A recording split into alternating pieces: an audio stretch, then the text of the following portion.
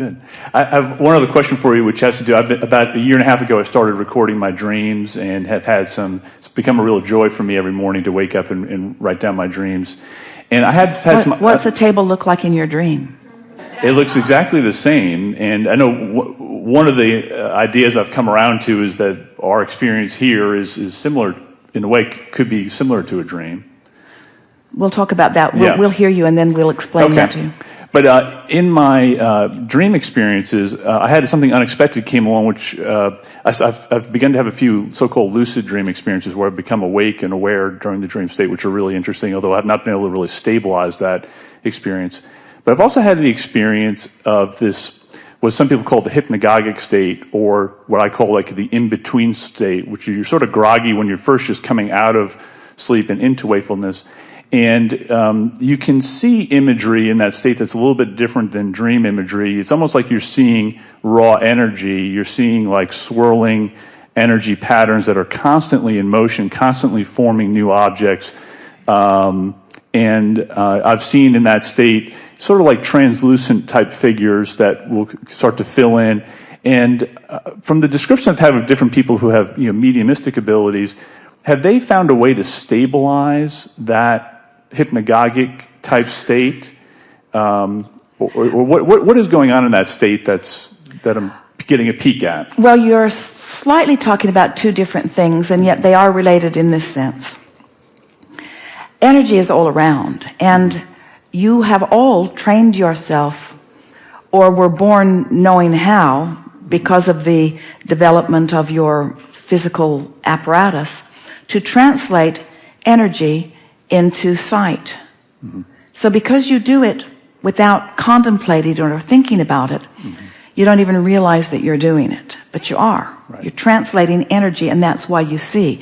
And that's why Seth was explaining that everyone's energy translation is a little bit different, and that's why that table is unique to everyone who is looking at it. Okay.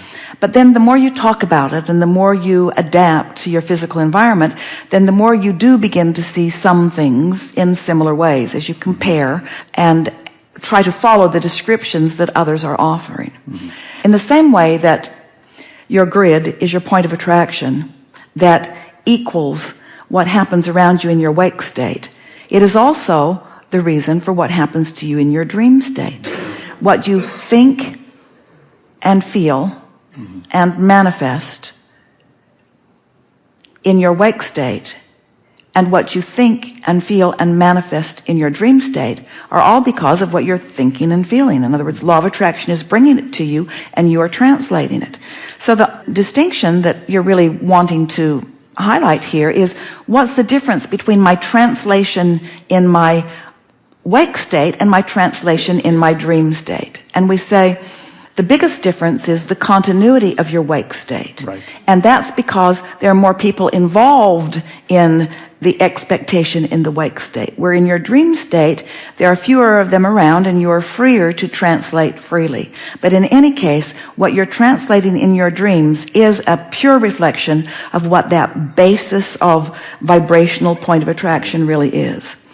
People misunderstand because they think they've been dreaming all night long, when really they've been offering a vibration all night long, and that dream that felt like it lasted a long time was interpreted by them very quickly during the time that they were coming back into wake state. It doesn't feel that way to you, we know, but that is what's happening. It is the translation back into the wake state. And so your dreams are enormously affected by your wake state, because the belief system that you hold in your wake state is the basis for the dreams to begin with.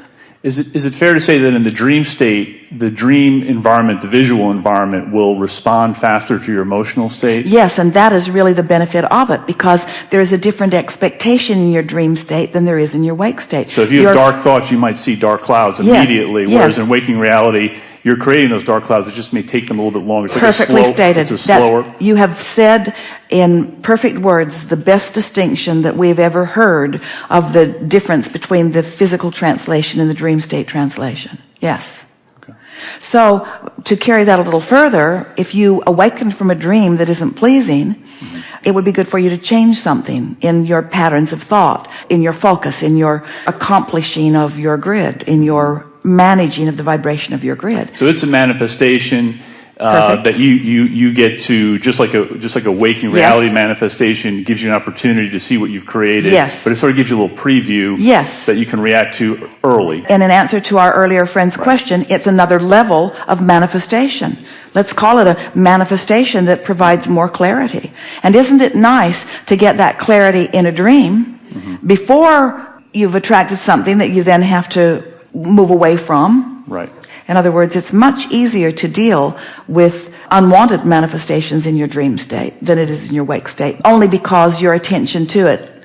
If you've got something going on vibrationally and you don't know it and it manifests, now your attention to the thing that's manifest makes it more difficult for you to not give your attention to it.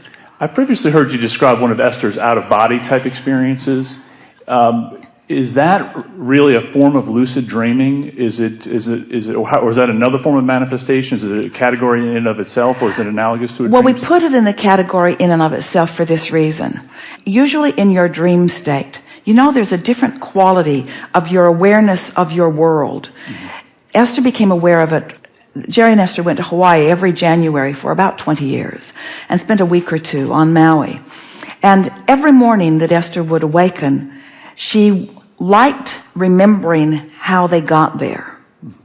And she liked remembering her relationship. They were in the same room for all of those years. And so it felt like, in a way, it felt like another home to them.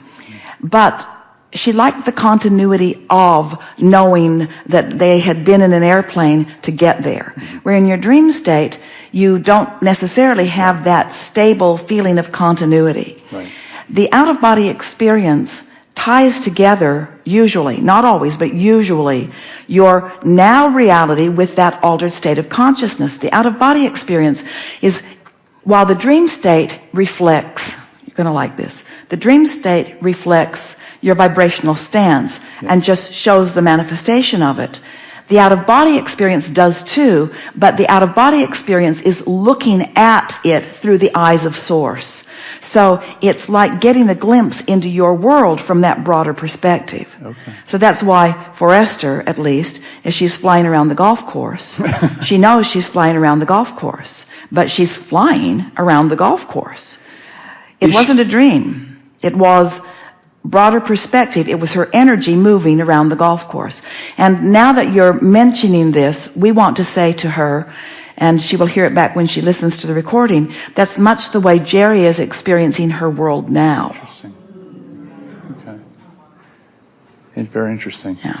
In the lucid dream state, where you're in a normal dream state, but then you somehow suddenly something happens, you become aware that you're dreaming, and you start to manipulate in that environment. Now that's that stage between dream state and that out-of-body experience. So you're shifting toward that out-of-body type experience. You are. In other words, it's that broader perspective. You're viewing from that broader perspective.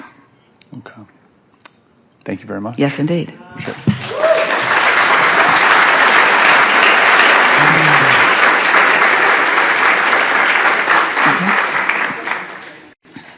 Well, hello again. I know how you have said that, we don't manifest in other people's reality sometimes. But ever. You co-create and you influence, but you are not the creator of their experience. But you could be a cooperative component, certainly. Well, one thing that you've talked about, of course, is that lovely airlines, Delta. And I know you talked about before having your own airline.